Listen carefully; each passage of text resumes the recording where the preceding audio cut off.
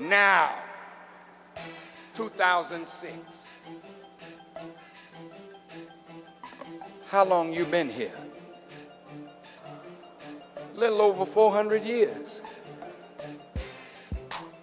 Is it your land or is it a strange land?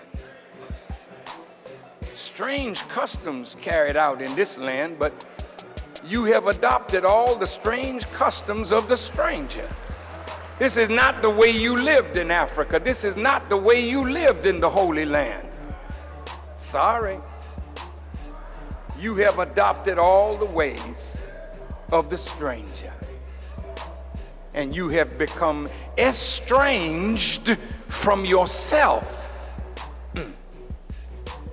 Now you've been here 400 years, afflicted 400 years.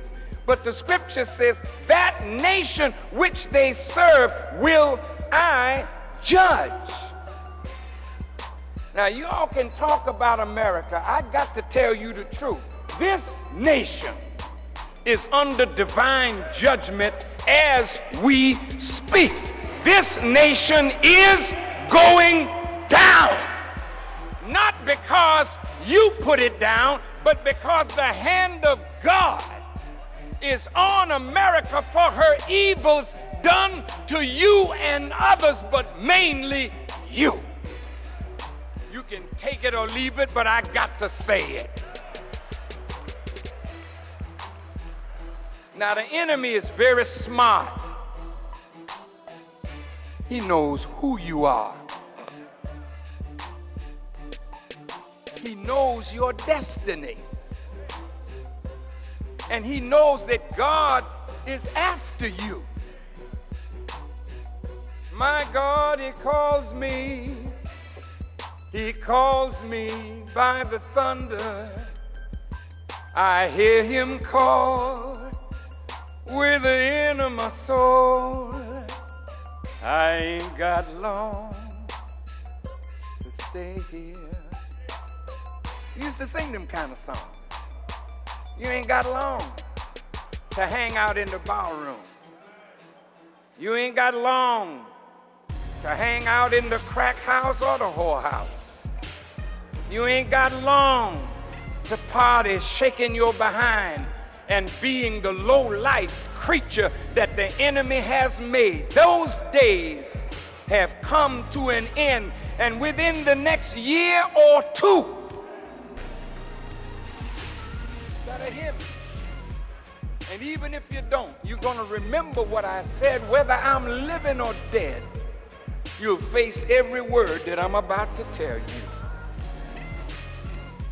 I'm not here for your entertainment. Listen. The government of America knows who you are. The government of America and the wise theologians know your destiny. That's why the scripture says we war not against flesh and blood, but against principalities and powers and the rulers of the darkness of this world and spiritual wickedness that's up in high places. We wouldn't have a First Baptist, a Second Baptist, Third Baptist, Fourth Baptist church if the white Baptists had treated black people like they were the children of God. We wouldn't have the African Methodist Episcopal Church if the white Methodists had treated you. When you were a slave and the master was a Methodist, he made the slave a Methodist. But he mistreated you in the church.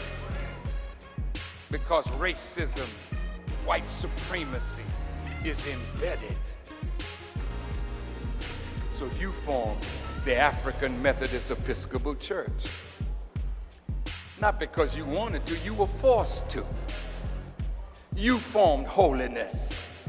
You formed the Pentecostal. You did it. You're deeply religious. You make more sense out of religion than all of them put together. These black preachers are some of the greatest preachers that ever stood up to preach. Nobody preaches like them. Nobody like T.D. Jakes. Nobody like Bishop Reverend Thurston. Nobody like the Pentecostal Bishop Patterson. Nobody like the black preacher, male and female. You are anointed of God because you're the people of God, but you are following your slave master to his doom, and he's taking you down with him. Now I'm going to close. I got to close.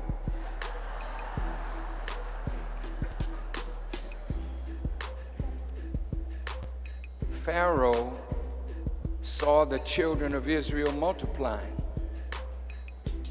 and he hatched a conspiracy to kill all the male children and spare the female.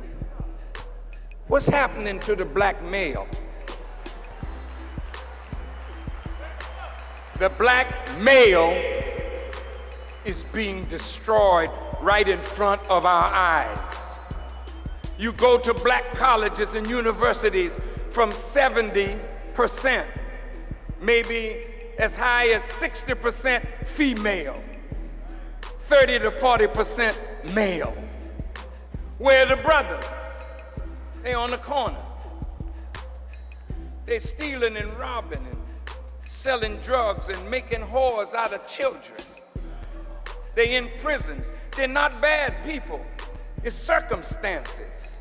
The enemy has literally crafted social engineering to kill and crush the black male from rising into the promise of God. Hear me, brothers and sisters. You say, well, they need education. Yes, they do, but not that kind that you got. Because he made you a doctor that heals nothing. You're a doctor of economics, but the economic condition not only of your people, but of America cannot be healed with your doctorate degree. He's a medical doctor, he's a psychiatrist, but the country is full of sick people. He gave you education to serve his interests, and only the interference with those of consciousness in that education can cause that education to work for you. Michael Eric Dyson is one of the most brilliant black men that we have today, but he's in a white university. Jesse Jackson, I heard that my sister Monique said he was pimping. Wait a minute. Dear sister, look, I mean, you know, we are negative on each other. But you know, God don't judge like you judge. We judge present circumstance, its negative impact. But when God judges, he puts the positive on the scale with the negative. He puts the good on the scale with the not so good, so that good outweighs evil. So maybe you might not think that Jesse will be in paradise. Wouldn't you be surprised? How much have we benefited from this brother?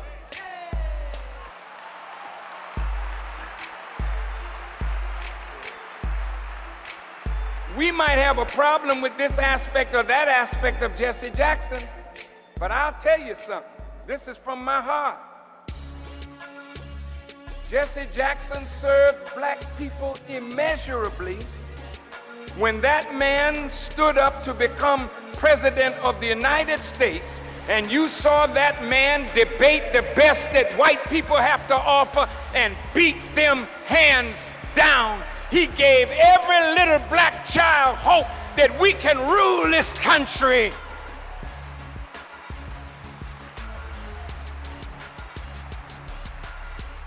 there wouldn't have been a Governor Wilder. There wouldn't have been the mayor of New York. There wouldn't have been black folk making entrance into corporate America without a Jesse Jackson. So when you talk about Jesse, be careful. Respect him for what he gave us all. And leave his judgment to God. For the scripture says, judge not, lest you be in danger of being judged.